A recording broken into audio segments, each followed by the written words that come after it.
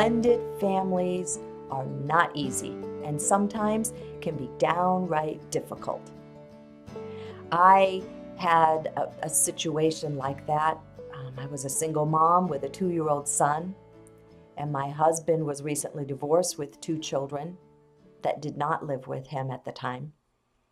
And this was really difficult on us. I just figured we'd get married and everything would be happy. My son would finally get a dad that cared for him. We'd do things in the family with all 5 of us, and just didn't happen. It was really difficult. It was a struggle. And I did everything I knew how to do to bring this happiness into our family. My husband and Brandon just did not get along. They were like bulls against each other. They strived and they argued, and it just wasn't working. 3 years I tried to make this relationship work. I tried to do everything to bring my son, who I loved so much, and my husband, who I loved dearly, together.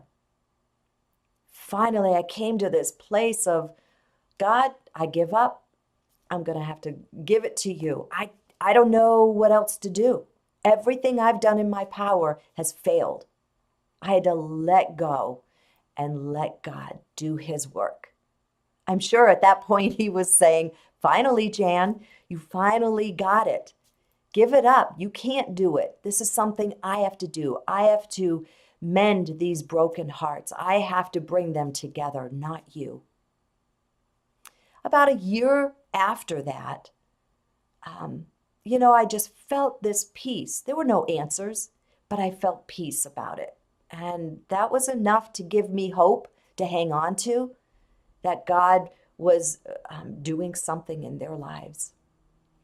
We were in this little church, and at the end of the service, there was this altar call, this prayer time, and Brandon went up to pray. And the pastor was just kind of walking around the church, and he came over to my husband and he whispered in his ear, you need to go pray with Brandon. And he just kept moving, walking through. Well, my husband just sat there. He didn't do anything. I'm sure he's like, I'm not going up there. Well, the pastor made another loop around the church, and he bent over again and whispered, you need to go pray with Brandon, and kept moving. The Holy Spirit finally worked in Tim's heart, and he's like, okay, fine. So he gets up and he goes down. And that's when the healing begins. That's when I saw the healing begin. I'm sure God did work in both of their lives prior to this. But all of a sudden, these rivers of tears flowed from both my husband and Brandon.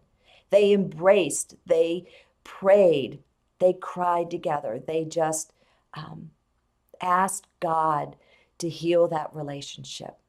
And from that moment on, they were as close can be. It was like Brandon was his biological son. You know what? God does something that we cannot do. And that healing actually began when I said, I give up. I let go. A year later, God showed the fruits of the labor of praying for them and bringing that healing process. And it was a wonderful, they were connected at the hip at that point. They did everything together. And there was joy that was restored in our home and in our family. So be encouraged today.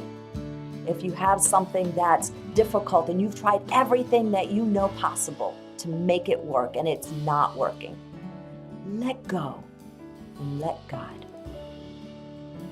Thank you for joining me for my prayer moments with Jan.